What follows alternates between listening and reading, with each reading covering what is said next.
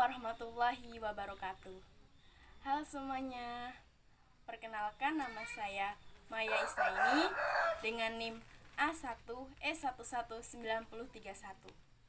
Saya salah satu mahasiswi di Universitas Jambi, program studi bimbingan dan konseling.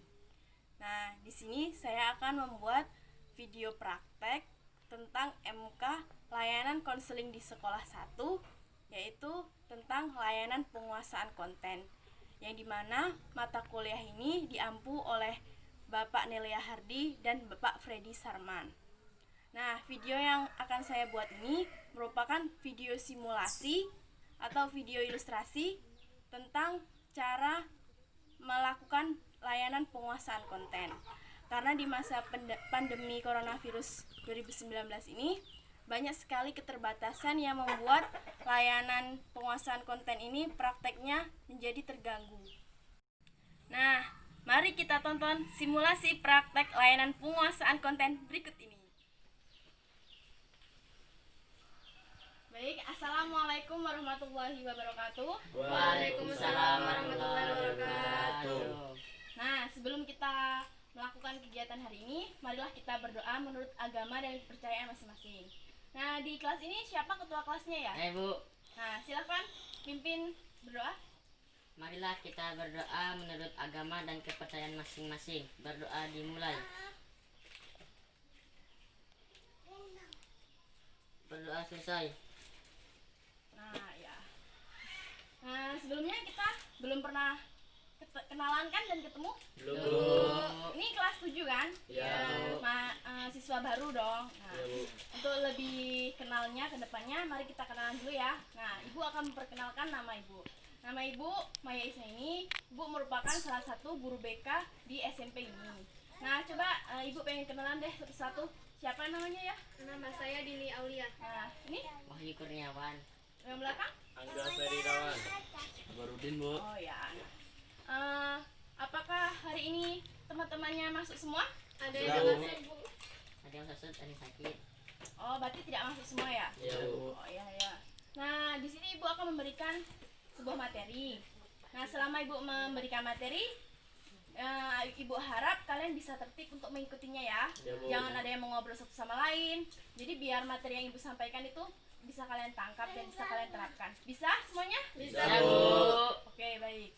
Nah, di sini Ibu akan memberikan materi tentang apa itu masa pubertas, ciri-cirinya, dan bagaimana kalian bisa melewati masa pubertas tersebut.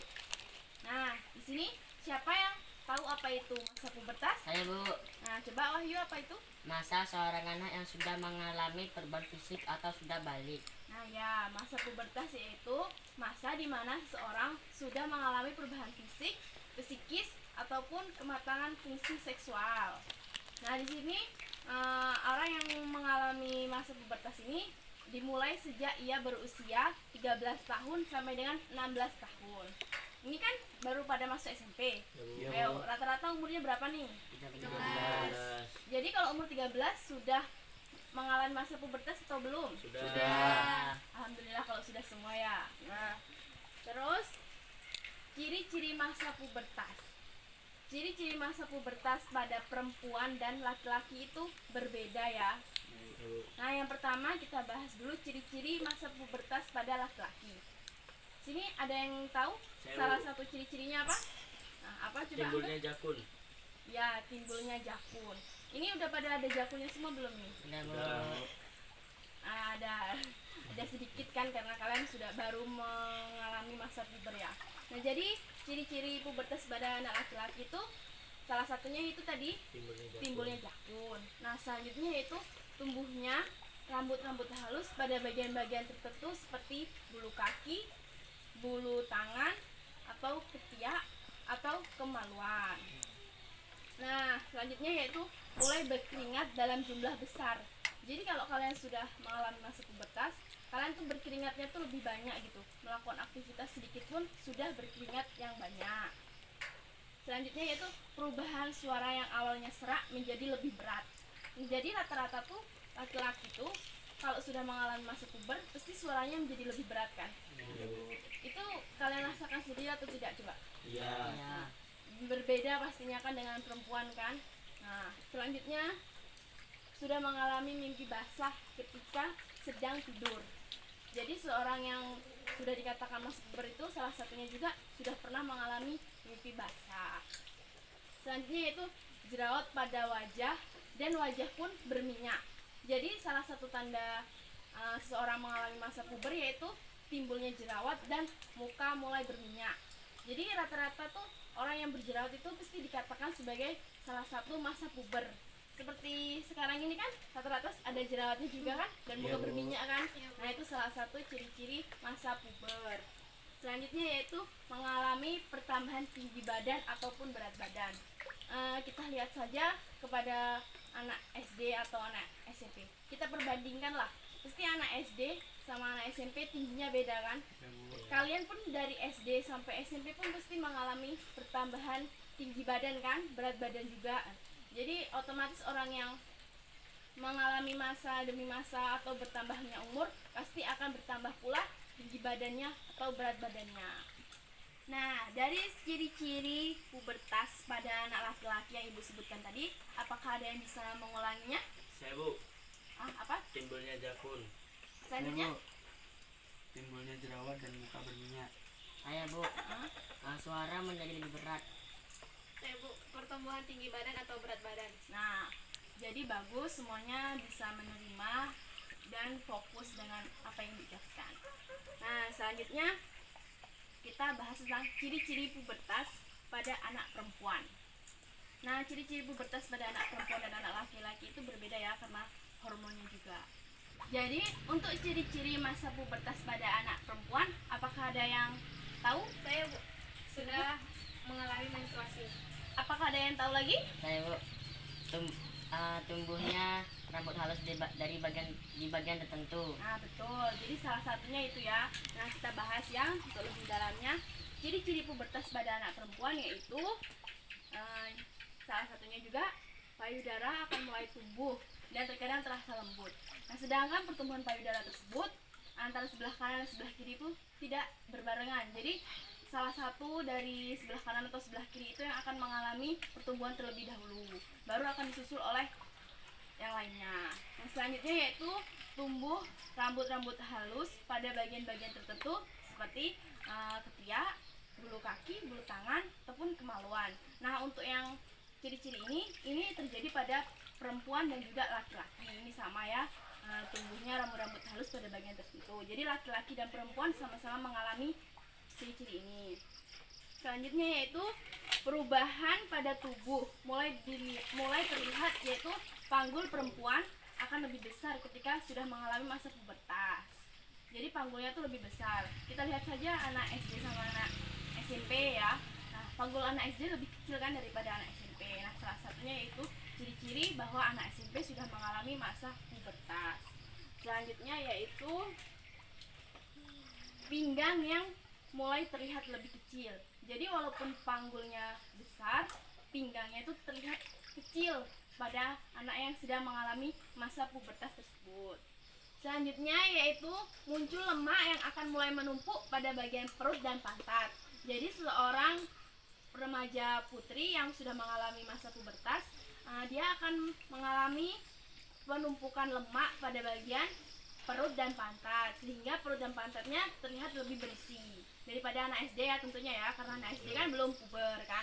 Selanjutnya yang paling penting ini yaitu remaja putri sudah mengalami masa menstruasi. Jadi seorang perempuan dikatakan sudah mengalami masa puber, salah satunya yaitu sudah mengalami menstruasi.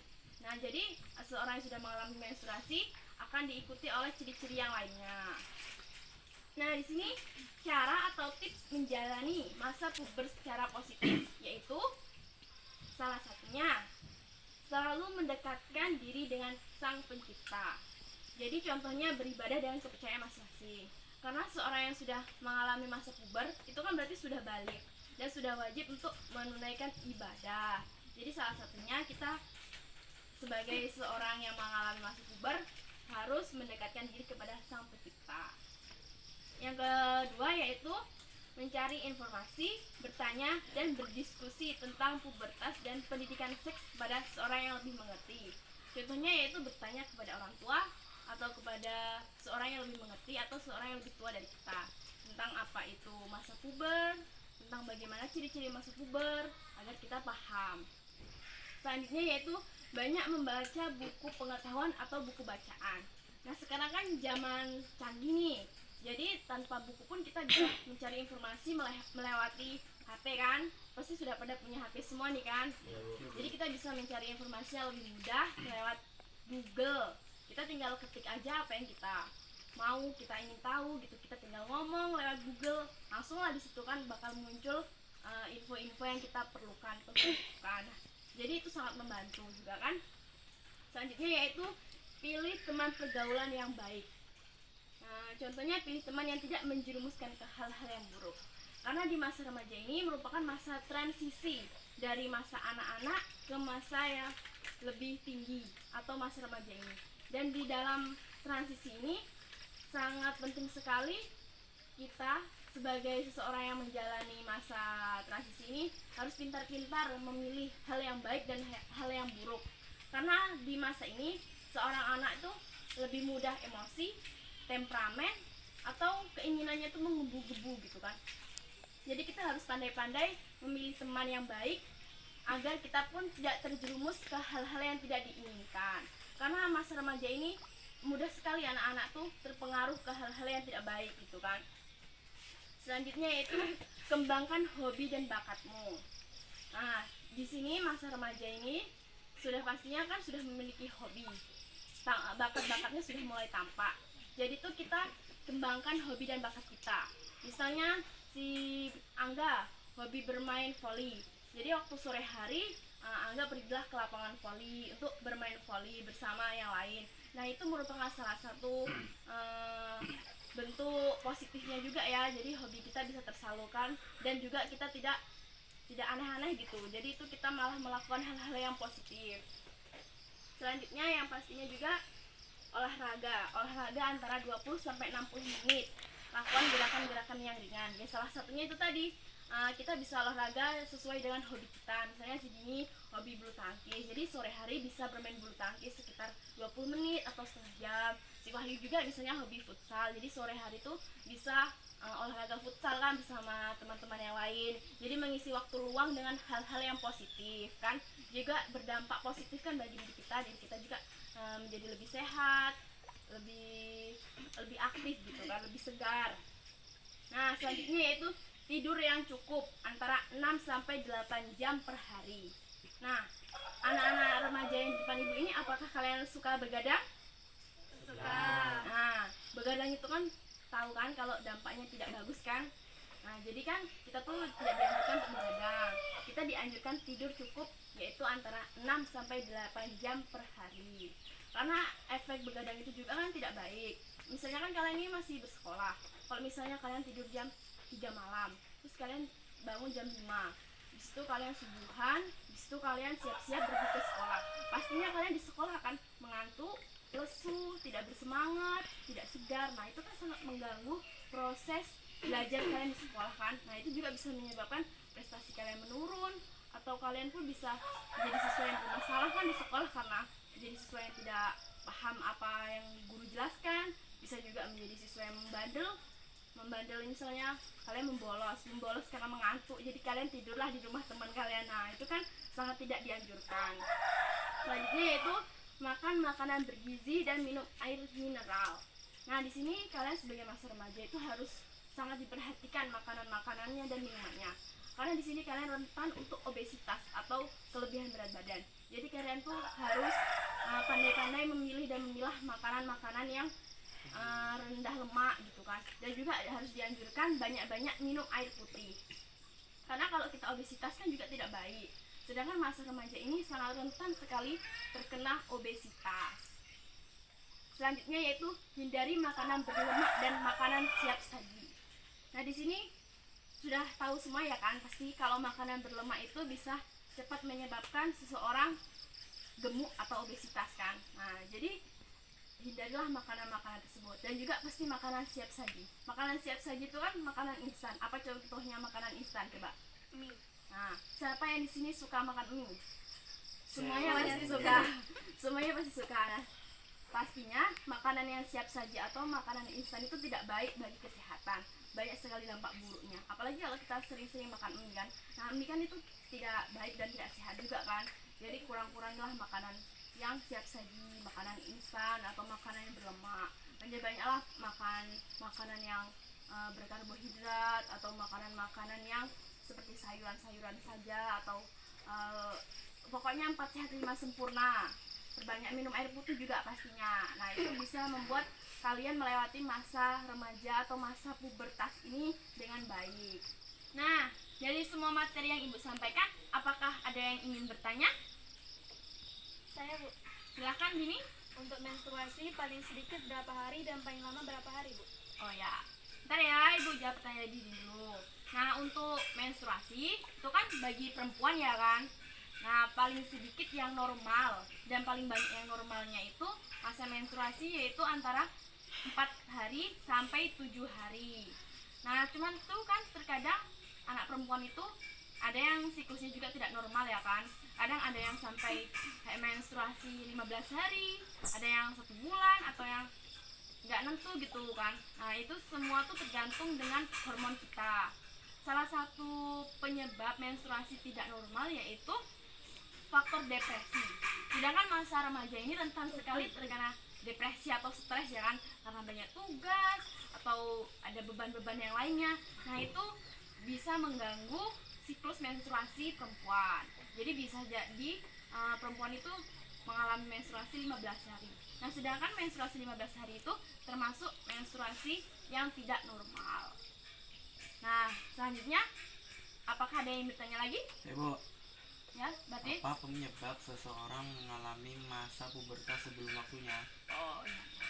Nah, banyak juga kan di sini seseorang yang mengalami masa pubertas sebelum waktunya kan. Sedangkan masa pubertas itu kan antara 13 sampai 16 tahun. Jadi maksudnya di sini masa pubertas sebelum waktunya tuh misalnya anak tersebut tuh berumur 11 tahun, tapi dia masih sudah mengalami masa pubertas. Nah, itu kan termasuk sebelum waktunya.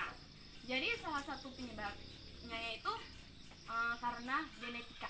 Genetika itu maksudnya tuh berarti orang tuanya si anak tersebut atau keluarganya anak tersebut itu tuh masa pubertasnya itu tuh sebelum waktunya semua gitu. Jadi itu menurun kepada anaknya dan merupakan faktor keturunan atau faktor genetika. Selanjutnya yaitu bisa saja obesitas atau kelebihan berat badan. Jadi kalau ada anak yang kelebihan berat badan itu bisa mengganggu juga masa pubertasnya dia, bisa menjadi lebih awal ataupun bisa menjadi masa pubertasnya itu tuh lambat gitu kan. Nah, selanjutnya yaitu bisa jadi karena stres atau depresi. Jadi kalau anak yang stres atau depresi itu ya kemungkinannya masa pubertasnya bisa menjadi lebih awal daripada yang lainnya ataupun bisa menjadi yang lebih akhir daripada yang lainnya. Nah, seperti itu. Apakah dari materi yang Ibu sampaikan semuanya bisa dipahami? Bisa Bisa, Bu. Bu. Apakah dengan materi yang Ibu sampaikan bisa menambah wawasan kalian, pengetahuan kalian? Bisa Bisa, Bu. Bu. Semoga saja ciri-cirinya semua yang Ibu sampaikan bisa kalian terapkan. Cara-cara dan tipsnya ini bisa kalian terapkan dalam kehidupan sehari-hari. Dari semua materi yang Ibu sampaikan hari ini, apakah ada yang bisa menyimpulkan secara singkat? Saya Bu. Silahkan, Dini. Masa pubertas adalah masa seorang anak mengalami perubahan fisik mulai dari umur 13 tahun sampai 16 tahun. Nah, di sini antara laki-laki dan perempuan ini mengalami ciri-ciri fisik yang berbeda. Untuk contohnya laki-laki, misalnya tumbuhnya jakun dan pertumbuhan tinggi badan atau berat badan. Sedangkan pada perempuan yaitu pinggul mulai membesar dan mengalami menstruasi. Dan kegiatan positif yang kita bisa lakukan pada saat pubertas yaitu olahraga yang cukup, tidur dengan cukup waktu yang cukup, dan mendekatkan diri kepada Tuhan. Ya, benar. Apakah ada yang ingin menambahkan ciri-cirinya tadi? Apakah masih pada ingat? Nah, jadi benar ya yang dikatakan Dini tadi, itu merupakan kesimpulan kita hari ini, kesimpulan dari materi yang Ibu sampaikan. Nah, ciri-cirinya tadi ya benar. Salah satunya tadi ya timbulnya jakun, mengalami pertambahan berat badan, timbulnya rambut-rambut halus pada bagian-bagian tertentu, sudah mengalami pipi basah. Nah, itu bagi anak laki-laki. Nah, untuk bagi anak perempuan yaitu sama timbulnya rambut-rambut halus pada bagian-bagian tertentu, sudah mengalami menstruasi, timbul mulai membesar, payudara mulai membesar. Nah, setelah kita membahas materi-materi tadi, saat ini kita akan melakukan permainan biar kita fresh kan otaknya, biar nggak pusing gitu kan. Nah, nama permainannya yaitu sebut peralatan yang ada di dalam kelas. Jadi semua anggota diminta dan diwajibkan menyebutkan salah satu peralatan yang ada di dalam kelas. Nah, peralatan yang ada di dalam kelas itu kan banyak sekali ya. Nah, apa saja contohnya coba? Meja, kursi, penghapus, ada papan tulis, ada pensil, dan sebagainya. Nah, jadi semua anggota kelas diharapkan menyebutkan salah satu peralatan yang ada di dalam kelas, dan tidak boleh sama antara teman yang ini dengan yang ini. Jadi harus berbeda semua, dan harus diingat apa yang kita sebutkan dan apa yang teman kita sebutkan. Nah, untuk sementara nama kita berubah menjadi nama peralatan tersebut.